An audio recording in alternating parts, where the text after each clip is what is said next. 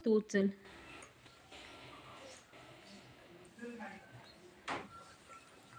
काय आहे ते? फोनला जोडी कशाची लागत्या? ती काय आहे? आदिती, तू एक वस्तू उचल. काय आहे ते? वही. वहीची जोडी कशा बरोबर येते? काय आहे ते? पेन्सिल. रणवीत, तू एक वस्तू उचल. काय आहे ते? त्याची जोडी कशा बरोबर येते? चावी कुठे आहे?